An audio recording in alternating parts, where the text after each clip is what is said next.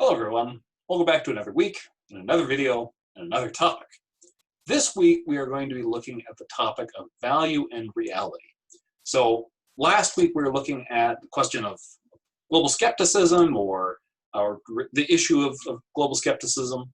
Really this question, how can we be sure what we're experiencing is reality? How can we be sure that our beliefs about what's going on in the world around us are at least to some extent true, right? Because of course we're all wrong about a number of things, myself included. This isn't I'm sitting here and wagging the finger, oh, look at all your false beliefs. I'm sure I have a lot of false beliefs too, but it's the nature of beliefs that when we believe something, we believe that something's true. We regard the world to be a certain kind of way. Now, as we're looking at last week, those epistemological questions, those questions about our knowledge, what sorts of things we can know, and what sort of justification that we can have. If, in fact, for our whole lives, or at least what we remember being our whole lives, we've been in a computer simulation, or we wound up getting stuck in a dream somehow, or there's some other variations of that theme. But if it turned out that our experience, what we received through our senses, that basis we have for most of our beliefs about the world around us, if it turned out that we consistently were receiving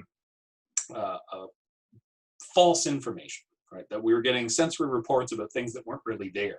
And what we take to be the world, what I take to be my office here around me is really some kind of dream or simulation or whatever.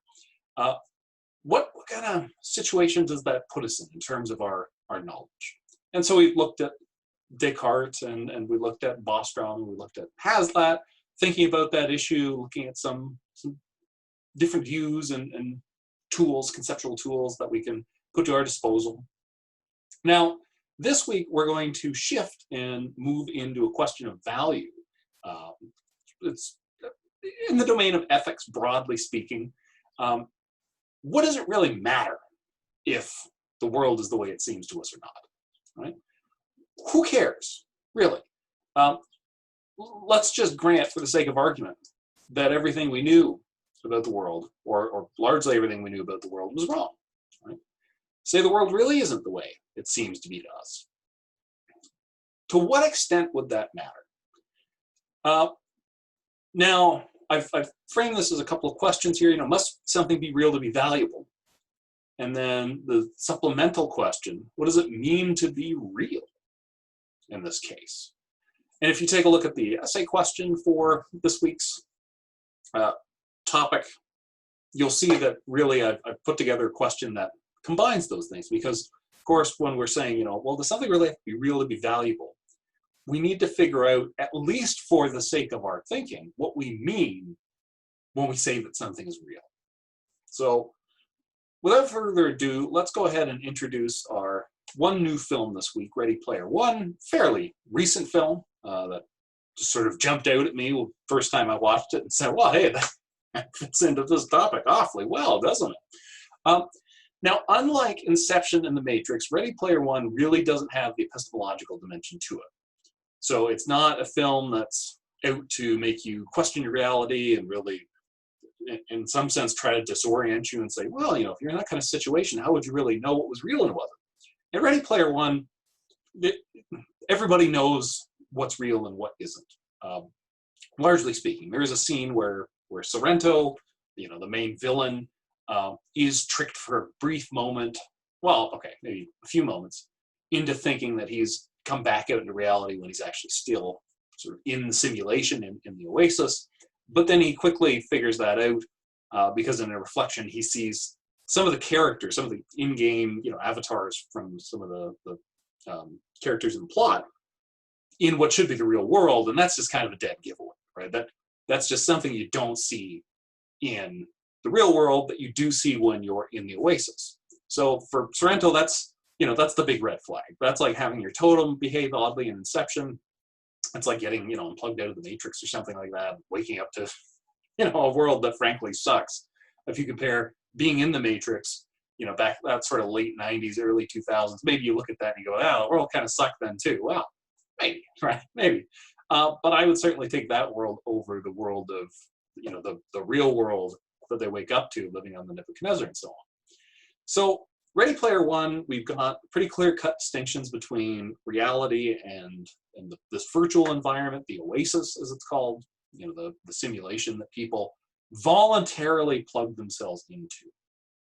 So I think that is a pretty interesting dimension of what's going on in this film, particularly when we are sticking it in and comparing it with Inception and The Matrix as well.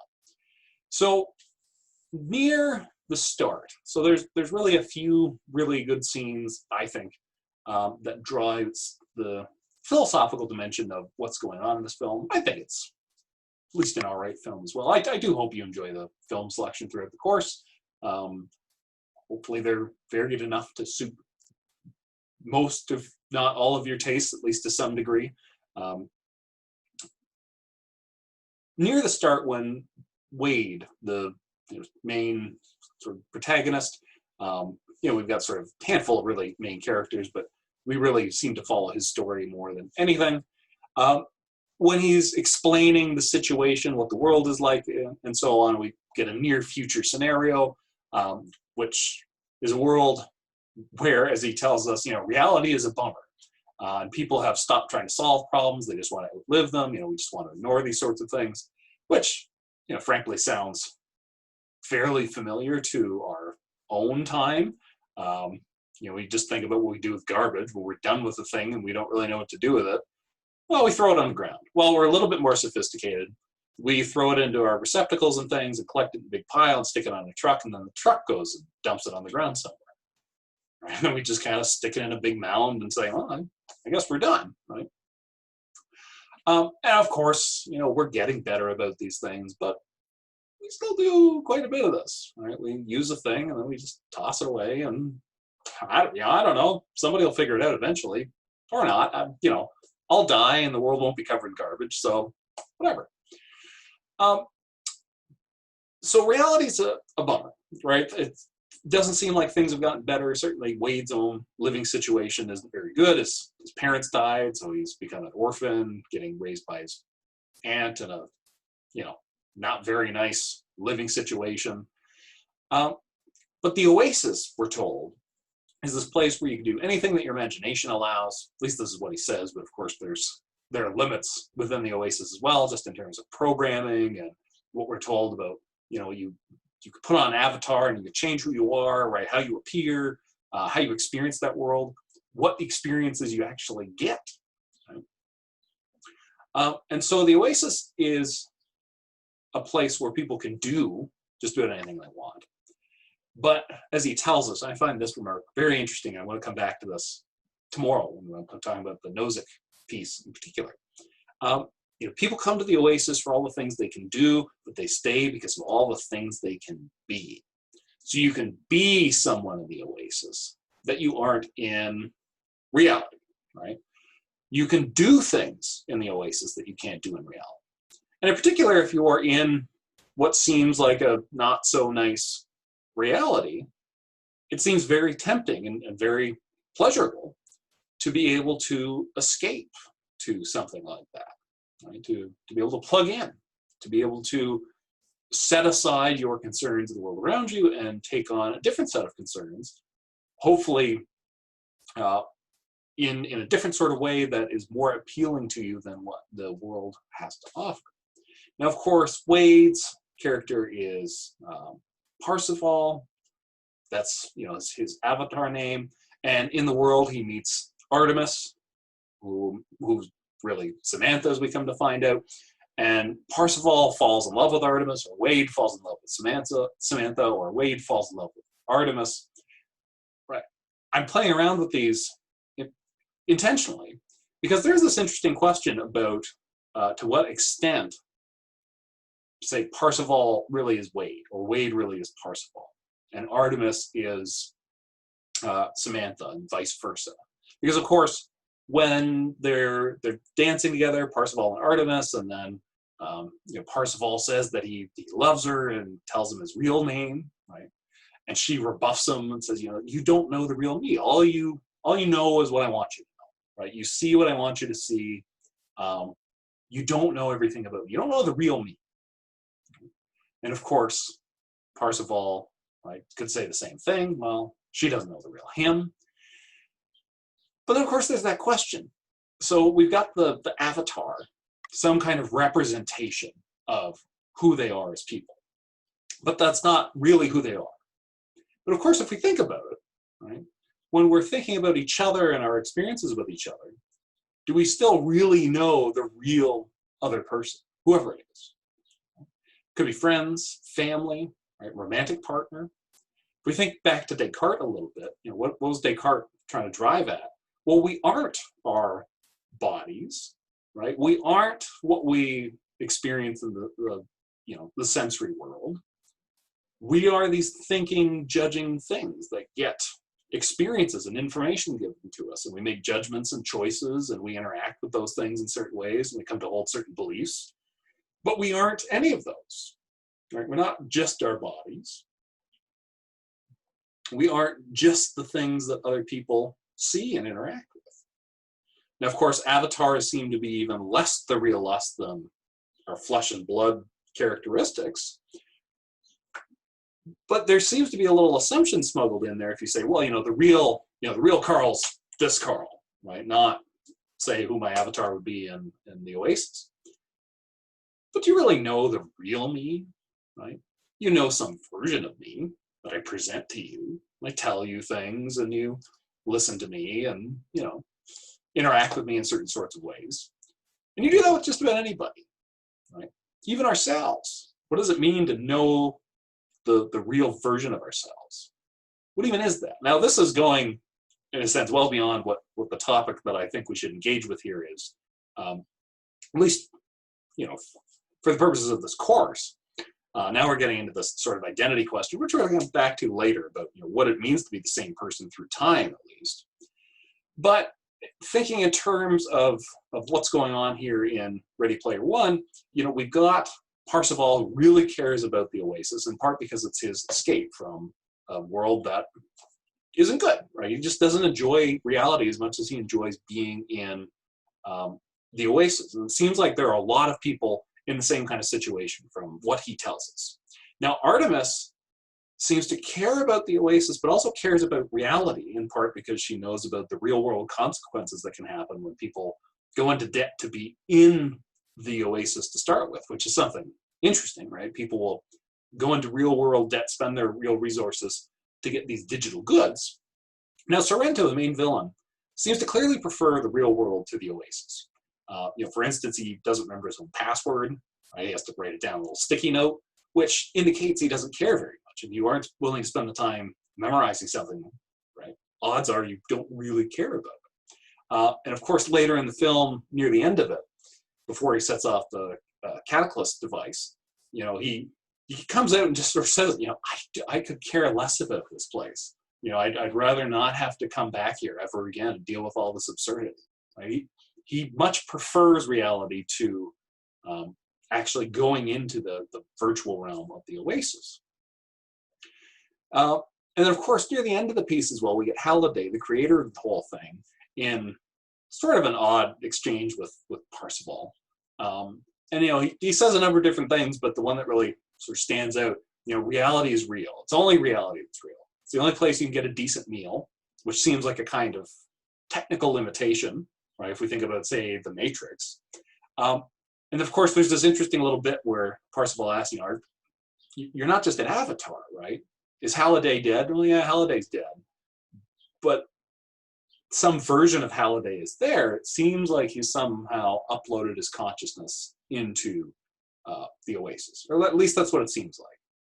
We're going to have to shelve that issue for now. We're going to come back to it. We look at Chappie and we look at machine consciousness and then personal identity.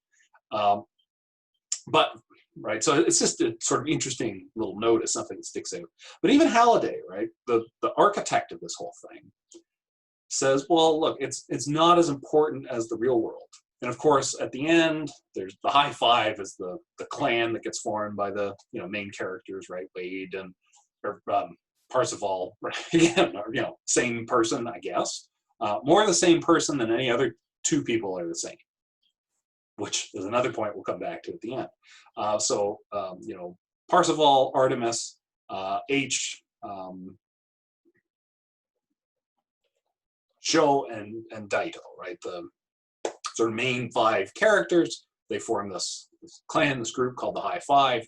And then Parsifal, winning the challenge, gets control of the Oasis, and he wants to share it with them.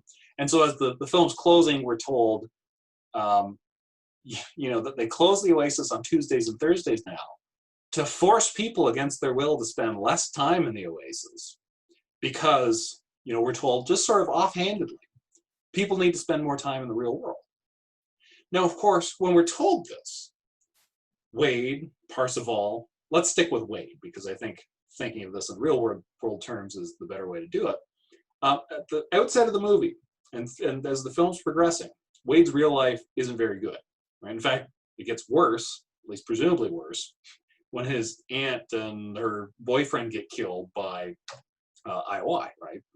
Sorrento's behind this. So his real life is terrible. So he chooses to spend, it seems like, as much time as he can in the Oasis because it's a better place to be. It's more enjoyable, right? That's where his friends are, right? His real friends, which he's never met in real life, he's only met and interacts with them in this digital realm, but it's still where he wants to be. It's what he wants to do.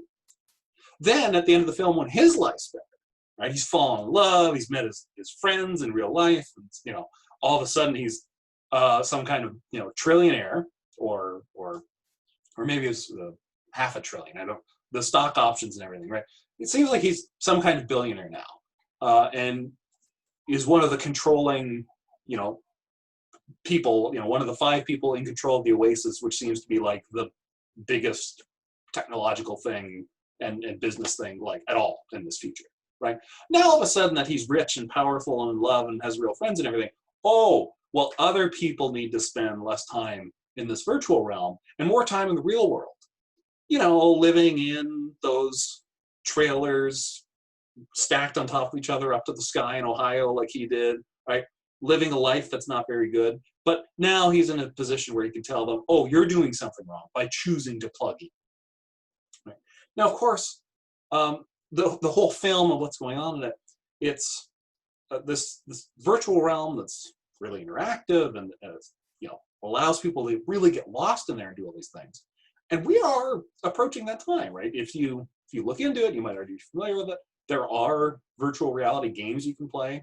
From what I understand of them, one, they're still fairly expensive to get into. You know, if you want a good like VR kit, it might cost you, you know, $1,000, couple $1,000. At least ones I've seen. I'm not claiming to be, you know, an authority here. And at least for some of the games and experiences I've seen, they don't look great yet. To me, it doesn't seem worth it. Of course, if we fast forward 10 or 20 years, that technology is cheaper, or if the experiences are better, right? Sure, I could see spending a couple of $1,000 on, you know, the kind of equipment they have. If that meant I could, you know, go skydiving without leaving my house or taking a risk of, I don't know, dying from skydiving, right? Or do a whole bunch of other things, right? It looks enjoyable. What they get to do, right? All the choice you get to have, all the experiences you can have. Right? All of a sudden, reality does not pose so much of a limit. And sure, it might be, say, a few $1,000s or even $10,000 to get a good, you know, set of equipment like what they've got. But if based on that, you can then do basically whatever you want. You can go anywhere in the world, right? Virtually. You could visit places that aren't real. You can do things you otherwise couldn't do. Be people, you know, that you couldn't otherwise be. Well, that seems awfully freeing in a big way, right? Why go on a you know, expensive trip to go see somewhere, you know, flying around the world or whatever, if you could just like put on the headset in the comfort of your own home and see, you know, have almost the exact same experience you would. And of course, there are the technical questions like, oh, you couldn't feel the wind in your hair. Well, what if you could, right? What if we produce even better and better environments that have fans and all sorts of different things to give what seemed like a fully immersive experience? Now, Ready Player One presents you know, this version of this topic where people have the choice about whether or not they want to plug in. And of course, it's got this futuristic sort of setting, so it goes beyond what we currently do. But it's also, in many ways, the closest to what we now experience. Because what's really going on here? Well, people are making a choice to not pay attention to reality, right? In this film, reality, and really for all of them, reality as it's basically understood seems to be reality as understood as a physical world existing around us, independent of our own minds or volition, right, our own choice, which is, it's this physical world that is like what we normally experience, right? That the world really is the way it seems to be to us most of the time, right? Then when I look around at my bookshelves, there are really physical objects over there that, you know, have the covers and the colors they are, and the things are really like that. There's really a lamp over there, right? There's really a picture, oh boy, back there, right? Painting, et cetera, et cetera. We already do this. What do we do, right? We already choose to engage in things that aren't real in that sense and ignore things that are real, right? I've got grass in a garden outside I could go do things with, right? But guess what? I choose often, not always, to do things like watch films and read books that aren't just about, you know, things that are real, right? Read fiction, play video games, engage in simulations and goofing around and imagining. So this underlying question about, does something have to be real to be valuable? Well, what do we mean by real? Well, in this case, you know, physically real, you know, a physical object of some sort. We get kind of a mixed message in this film, don't we? Because the Oasis is important. Of course, the Oasis is real, at least on some level. Like it's a, you know, real program. It's a real stimulation that's being run. It's a thing that people actually put on a headset and get to experience in some way. But of course, those experiences aren't accurately reflecting the physical world around us, which is what makes it a simulation, what makes it a virtual environment, which is not fully real. So on the one hand, the Oasis is really important. The whole film is about trying to save the Oasis from Sorrento and IOI and, you know, all the stuff. So it's really important. But on the other hand, right, we're given this message, almost sort of this, you know, off the cuff sort of like, oh yeah, but reality is, you know, really important. People need to spend more time out there and less time getting absorbed into things like films and, right, games and et cetera, right? Spielberg, or I guess whoever wrote the thing, tells the audience at the end of a big long film. Okay, let's take a look at The Matrix for a few moments here. So, of course, in The Matrix, what we have is something different from Ready Player One, because people are plugged into this simulation. It's fully immersive, and of course, they don't know that they're in the simulation, and they don't have a choice about being in it. Humans are trapped in the simulation. Machines have put them there. They're born into it. They die in it. They never even realize that what they're experiencing does not accurately reflect the physical world around them. So why does that matter? This is another way to think about the topic. Why does that matter if humans are enslaved in that way in the future and trapped in the Matrix, right? Trapped in that simulation? If they never find out, why does it matter? Right? What's the problem there?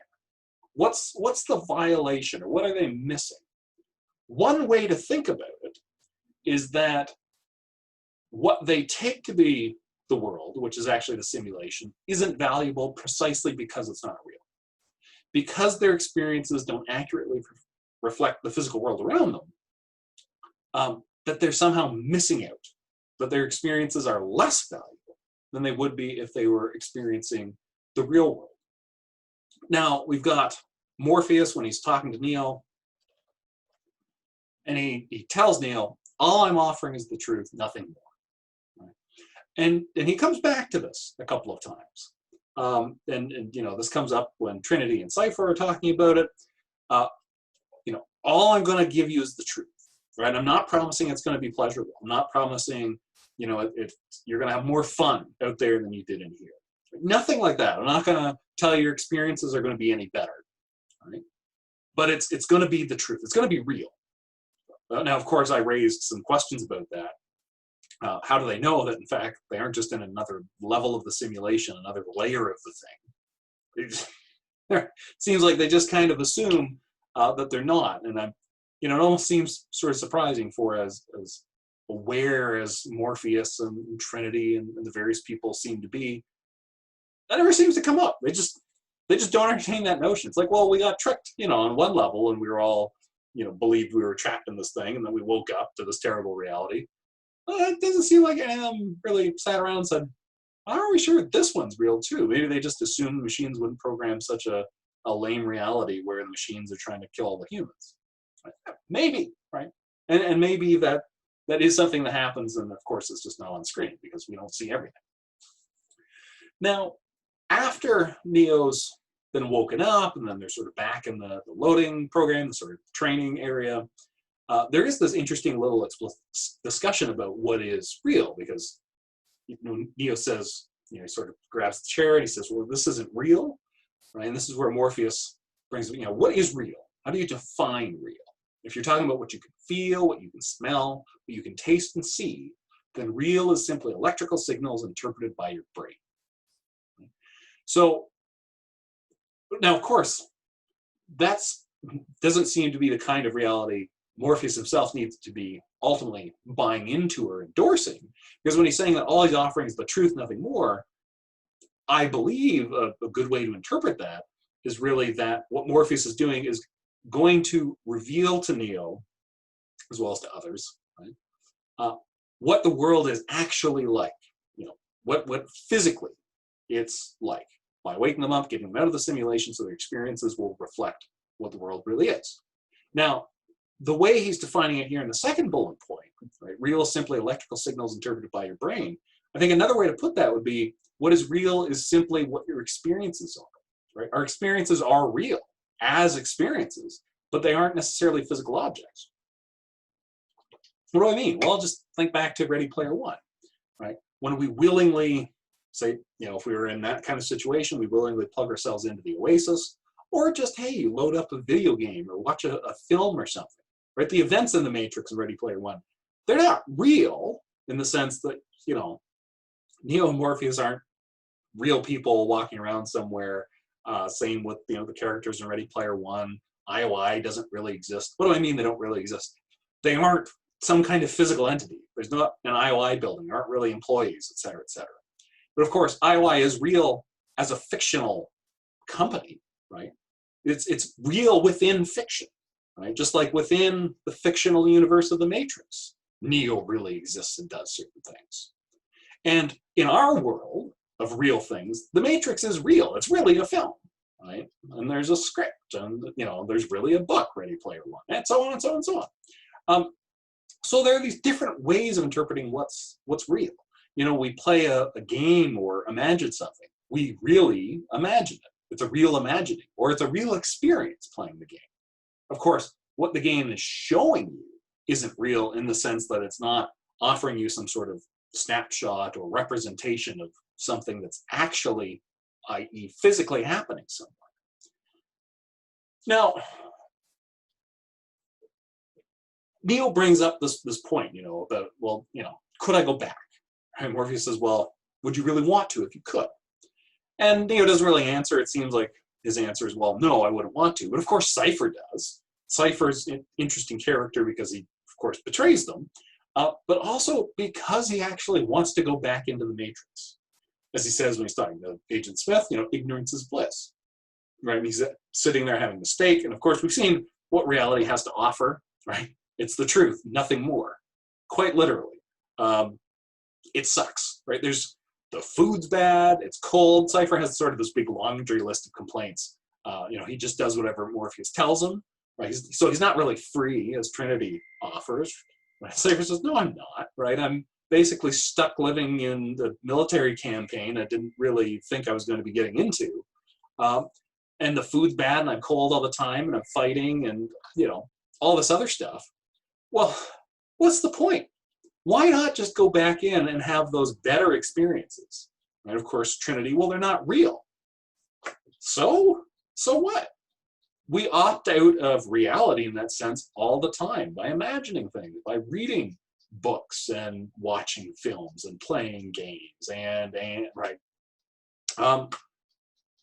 Just think about any kind of mind-altering substance, right? Alcohol, drugs, et cetera, right? All sorts of people engage in this kind of behavior all the time, right? And I'm not saying everybody's a drug addict walking around, but just, look at the size of, say, the alcohol industry, right? Or the size of the cannabis industry now that there is a legally regulated one, right? People choose to alter their experience of reality all the time. Now, Cypher wants to do that in a big way, right? He wants to lose his memory of being in the real world and have his experiences sort of artificially crafted so that he's this celebrity and so on, right? He wants the best kind of life, the best sorts of experiences, right? And for him, the best kind of life is one filled with pleasurable experiences, not one that accurately reflects the physical world around him. He doesn't care if his beliefs are false. So we're thinking about, the Hazlitt piece, and Hazlitt says, there's an epistemic good in having a lot of knowledge, right? It's valuable to know a lot of things, right? To have a lot of true beliefs, right? To know the world as it really is, right? Cypher, no, why, right? I know the way the world truly is, and it sucks. I'd rather not know anymore. So the Matrix is interesting because it, most people don't ever know they're in the Matrix, which then also raises the question, if all those people live through their entire lives in the Matrix and they don't know they're in the Matrix, are they in a worse position than they would be if they ever came to know that what was going on was? So there's this autonomy question, right? Most people don't choose to be in the Matrix. Cypher chooses to go back. There's a question, is he making some kind of mistake? Right? Morpheus and Neo and Trinity seem to buy into this notion that there's some kind of value in knowing reality the way it really is. Right? Not like Hazlitt does. And we're going to see this week some other people engage more directly with this issue. We come around to Inception. This offers sort of another little wrinkle. So in Ready Player One, it's pretty clear what reality is, what the physical world is, and what's plugging into the Oasis.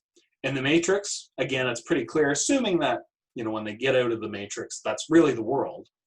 There again, pretty clear, at least once people have woken up, when they are or are not in the Matrix. And of course, all the people stuck in the Matrix only think it's reality, in part because that's all they've been exposed to. Now in Inception, this is where we get into that murky territory. Can we be sure about what's real and what isn't? We're thinking about being stuck in dreams and so on.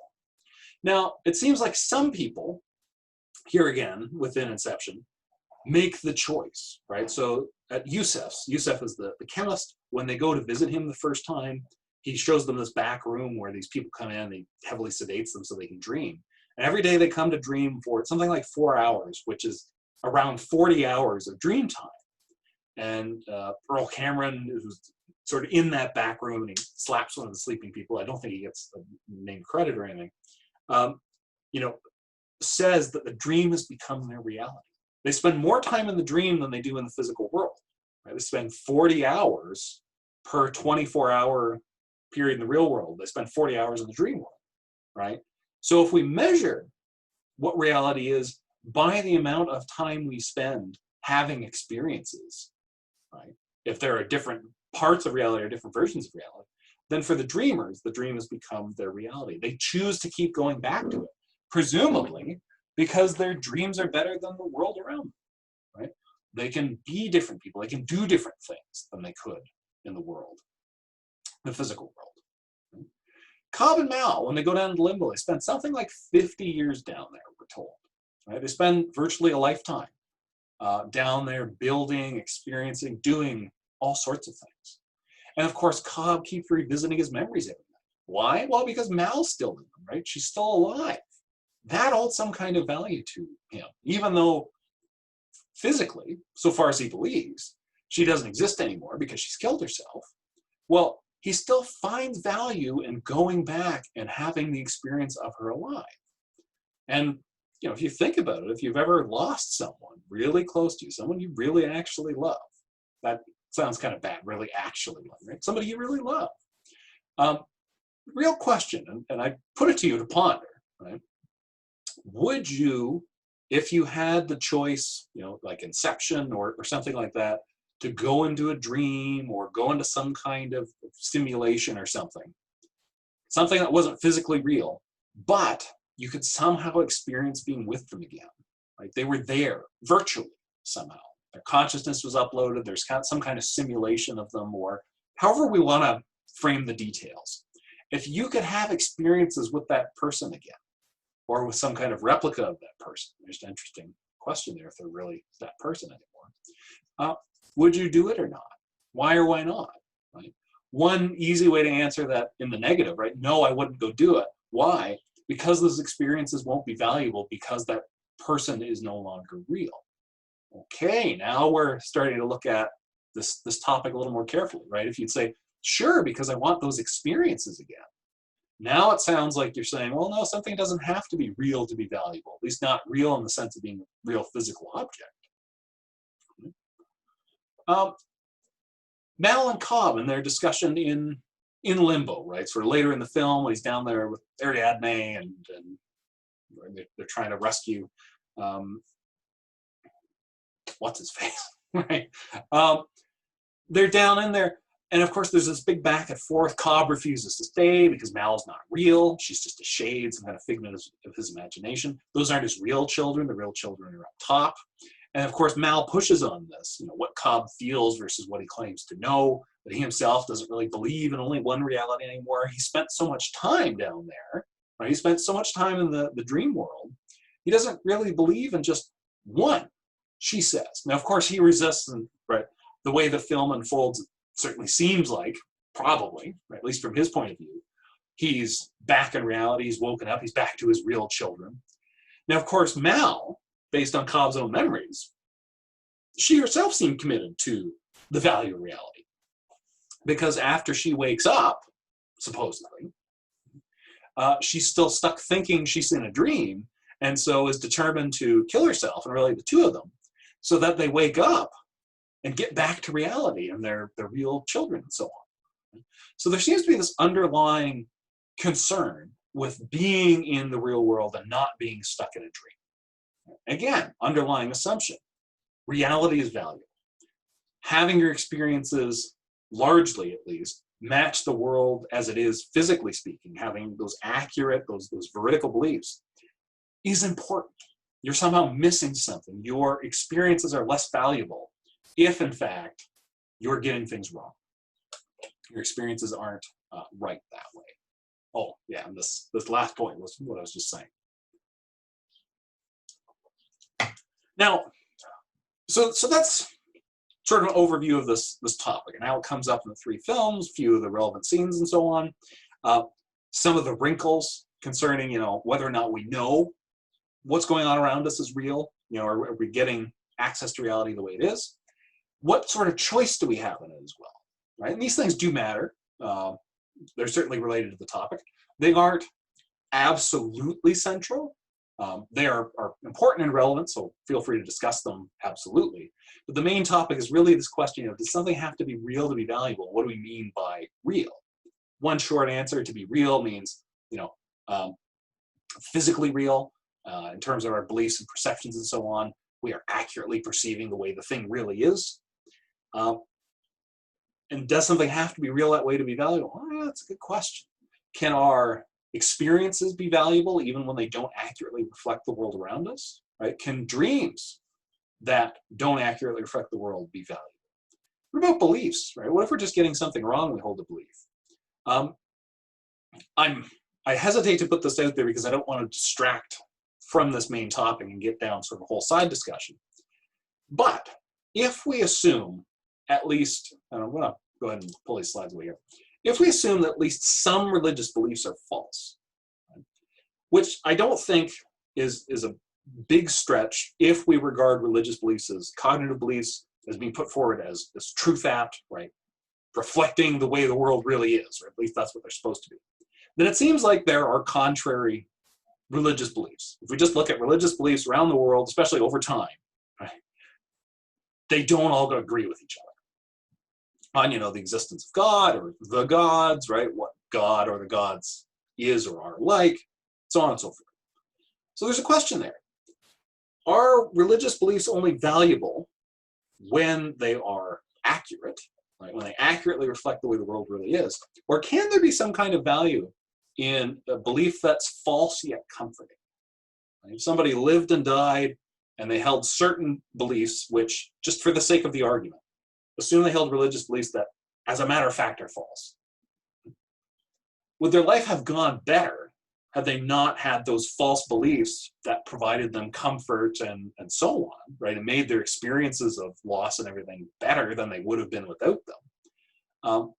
Would that person's life have been better, more valuable in some way if they hadn't had those beliefs? And of course, we can think of, well, maybe they didn't have those beliefs, but just didn't have any other replacement beliefs that were correct, and so lost that consolation or whatever the good feeling was. And of course, we can imagine a situation in which they held whatever the correct beliefs are, which I'm not pretending to sit here and know what they are. Right? So that's one more version of this, right? Or just, somebody, right? If that seems like too much of a distraction, set those aside, right? Somebody that just holds some kind of false belief, completely independent of religion, right? Somebody who is, I don't know, down on their luck, convinced they're going to win the lottery next week, dies in an accident before it happens, right? But their belief that they're going to win the lottery and sort of make it big or whatever gave them the source of hope and comfort and everything, even though after their death it turned out the ticket wasn't a winner and so on. Was there less value in that false belief than there would have been in a true belief that didn't give that same sense of hope or pleasure or whatever it might have been? Right? That's one more way to think about this topic, or I guess a couple of ways if we think about religious beliefs as well. Like I said, I don't want to pose that as a huge distraction from the main issue, but it's just yet another way to think about how this topic might arise in, day-to-day sort of situation, one a little bit further removed from the somewhat fantastic plots of the films.